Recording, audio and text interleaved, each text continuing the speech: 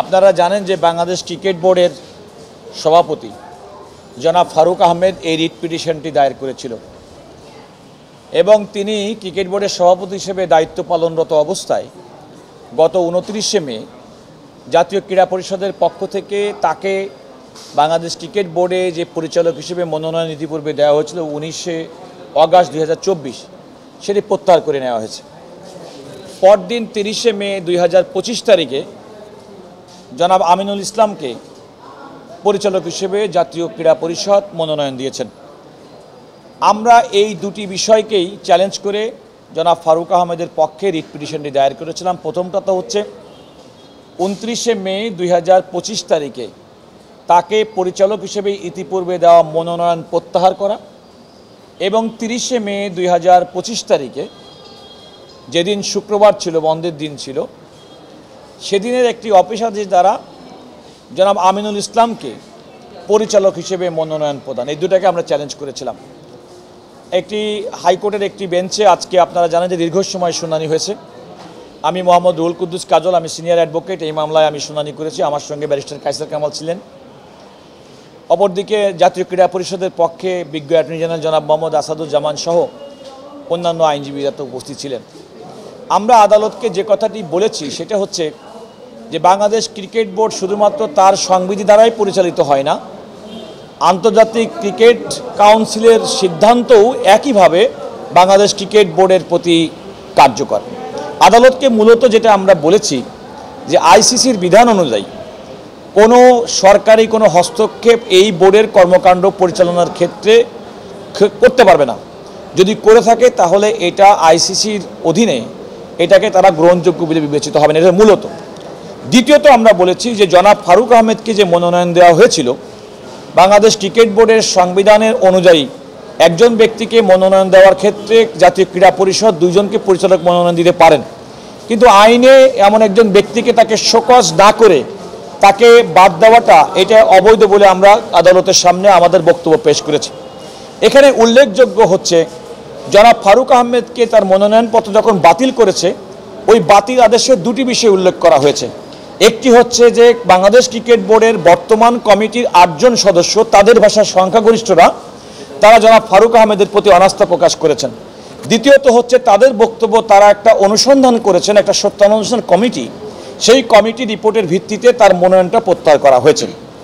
আমরা আদালতকে বলেছি যখন এমন কোনো অভিযোগে কোনো ব্যক্তিকে অভিযুক্ত করা হয় তাহলে আইনের শাশ্বত বাণী হচ্ছে তাকে শোকজ করতে হবে, তাকে জানতে হবে যে আপনার বিরুদ্ধে অভিযোগ আছে, আপনার কি বক্তব্য আছে। তাকে বক্তব্য, তার বিরুদ্ধে আনিত অভিযোগ খণ্ডানোর কোনো সুযোগ জনাব ফারুক আহমেদকে দেওয়া হয়নি। আরেকটি যেটাই বলেছে সেটি হচ্ছে যে দেখেন, এই পরিচালকরা নিয়োজিত হন বোর্ডের এক্সিস্টিং কাউন্সিলরের মধ্যে থেকে। জনাব ফারুক আহমেদকে যখন অগাস্ট 2024 তারিখে মনোনয়ন দেওয়া হয়, তিনি কিন্তু বাংলাদেশ ক্রিকেট বোর্ডের একজন কাউন্সিলর ছিলেন। দুর্ভাগ্যজনকভাবে জনাব আমিনুল ইসলামকে যখন পরিচালক মনোনয়ন দেওয়া হয়েছে তখন তিনি কাউন্সিলর ছিলেন না। আমাদের এই অভিযোগের পরিপ্রেক্ষিতে বিজ্ঞ অ্যাটর্নি জেনারেল সাহেব একটা কাগজ উল্লেখ করলেন যে সেটা হচ্ছে 29শে মে 2025 তারিখে জনাব আমিনুল ইসলামকেও কাউন্সিলর হিসেবে আর একজনের পরিবর্তে তাকে মনোনয়ন দেওয়া হয়েছে। সেই ক্ষেত্রে আমাদের বক্তব্য ছিল যে এটা সম্ভব না, কারণ কোনো একজন ব্যক্তির পরিবর্তে কাউকে নতুন করে কাউন্সিলর নিয়োগ করতে গেলে আমাদের বাংলাদেশ ক্রিকেট বোর্ডের যে সংবিধান আছে সে সংবিধান অনুযায়ী সেই প্রক্রিয়াটা অনুসরণ করা হয়নি। আরেকটি বিষয় খেয়াল করে দেখেন, 29শে মে জনাব ফারুক আহমেদকে তার মনোনয়নপত্র প্রত্যাহার করছেন, আবার 30 তারিখ শুক্রবারের দিন জনাব আমিনুল ইসলামকে তাকে মনোনয়ন দিচ্ছেন এবং 29 তারিখে যখন আমার এটা প্রত্যাহার করে নিচ্ছেন ওই দিনে জনাব আমিনুল ইসলামকে কাউন্সিল করানো হচ্ছে, যেটা বাংলাদেশ ক্রিকেট বোর্ডের সংবিধানের সঙ্গে সাংঘর্ষিক। এই সমস্ত বিষয়গুলো আমরা বলেছি। বিজ্ঞ অ্যাটর্নি জেনারেল আরেকটি কথা বলেছিলেন যে আমাদের এই রিট পিটিশনটি চলতে পারে না। আমরা আদালতকে, উনি বলেছিলেন এটা সালিসি বোর্ডের ব্যাপার। আমরা সেটা আদালতকে বলেছি যে সালিসি বোর্ডের এটা বিষয় নয়, যেহেতু আমরা জাতীয় ক্রীড়া পরিষদের এই যে আদেশ দ্বারা আমার ক্লায়েন্ট সংক্ষুব্ধ সেটি ফাইল করেছেন, সুতরাং রিট পিটিশনটা মেনটেনেবল। আপনারা দেখেছেন যে দীর্ঘক্ষণ পর্যন্ত আমাদের দুই পক্ষের শুনানি হয়েছে। অ্যাট ওয়ান স্টেজ আদালত আসলে কোনো আদেশ পাস করেননি, না দিয়ে আমাদেরকে বলেছেন যে আপনারা প্রয়োজন মনে করলে এই মামলাটি অন্য কোনো কোর্টে শুনানি করতে পারেন। তো আমাদের দীর্ঘ শুনানির পরেও আমি আদালতের কাছে প্রার্থনা করেছিলাম যে আপনি একটি আদেশ দেন, কিন্তু তিনি বলেছেন যে না, আপনারা অন্য কোর্টে শুনানির জন্য ব্যবস্থা করেন, আপনাদেরকে সেই সুযোগটি করে দিলাম। এই পর্যায়ে এই মামলাটি এখন আছে। আমি বললাম আমরা যেহেতু আদালতের সামনে কুইকেস্ট পসিবল টাইম, সবচেয়ে দ্রুততম সময়ের মধ্যে এসেছি, আমাদের বক্তব্য হচ্ছে তিনি এখনো পর্যন্ত বাংলাদেশ ক্রিকেট বোর্ডের পরিচালক হিসেবে আছেন। কারণ জাতীয় ক্রীড়া পরিষদ গত 30শে মে শুক্রবার বন্ধের দিন যে আমিনুল ইসলাম সাহেবকে নিয়োগ করেছেন পরিচালক হিসেবে, এটা তো আমরা বলেছি এটা সম্পূর্ণ অবৈধ। আমরা এও বলেছি যে 29শে মে 2025 তারিখে জনাব ফারুক আহমেদকে তার মনোনয়ন প্রত্যাহার করার যেটি করেছেন এবং যে অভিযোগে করা হয়েছে সেই অভিযোগ সম্পর্কে তার কোনো উত্তর দেওয়ার সুযোগ দেওয়া হয়নি, তাকে কি তথ্যানুসন্ধান পেলে তার কোনো কিছু করা হয়নি। সুতরাং এটা ন্যায় বিচারের সম্পূর্ণ পরিপন্থী। যেহেতু ন্যায় বিচারের পরিপন্থী, এই বিষয়টা আদালতের সামনে বিচারাধীন। আজকে আদালতের শেষ ছুটি হয়ে যাচ্ছে। আমরা চেষ্টা করব যত দ্রুত সম্ভব আমাদের ক্লায়েন্টের সঙ্গে জনাব ফারুক আহমেদের সঙ্গে পরামর্শক্রমে আমরা আমাদের পরবর্তী আইনি পদক্ষেপ নেব। তবে কথাটি বলি, বিষয়টি কিন্তু সুপ্রিম কোর্টের সামনে এখনো পর্যন্ত বিচারাধীন, যেহেতু মামলাটি এখনো পর্যন্ত নিষ্পত্তি হয়নি।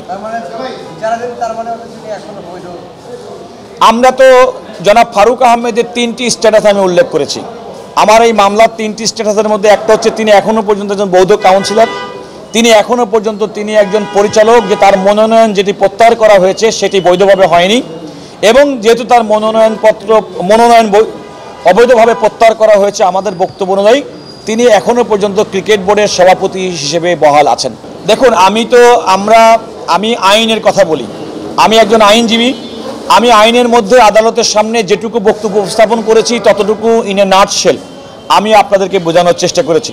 তবে হ্যাঁ, ক্রিকেট আমাদের গর্বের জায়গা এবং আমরা মনে করি বাংলাদেশ ক্রিকেট বোর্ড পরিচালনার ক্ষেত্রে আইন এবং গঠনতন্ত্র যেভাবে আছে সেগুলো সবাই মেনে চলা উচিত। কারণ এখানে খেয়াল করতে হবে যে বাংলাদেশের অনেক সুপরিচিত এই ক্রিকেটের দ্বারা, এবং যদি কোনো কারণে একজন ব্যক্তি কিংবা নাগরিক তিনি যেই হন না কেন, তিনি যদি রাষ্ট্রের এমন কোনো যন্ত্রের কিংবা এমন কোনো কার্যক্রম, এমন কোনো আদেশের দ্বারা সংক্ষুব্ধ হন, তাহলে আমাদের সংবিধান সেই ব্যক্তিকে আদালতের সামনে দ্বারস্থ হওয়ার সুযোগ তৈরি করে দিয়েছে। এটা তার অধিকার। সেই অধিকার চর্চার জন্য জনাব ফারুক আহমেদ রিট পিটিশন দায়ের করেছেন। হ্যাঁ, আমরা শ্রীলঙ্কার উদাহরণ হিসেবে আমরা আদালতকে বলেছি আমাদের উদ্বেগের জায়গাটি আমরা আদালতকে জানিয়েছি। যেহেতু আদালত আমাদের আবেদনের উপরে কোনো আদেশ পাস করেননি, সুতরাং আমাদের এই বক্তব্যটা আদালতের কাছে গ্রহণ হলো কি না সেটা তো এখনই বিচার্য বিষয় নয়।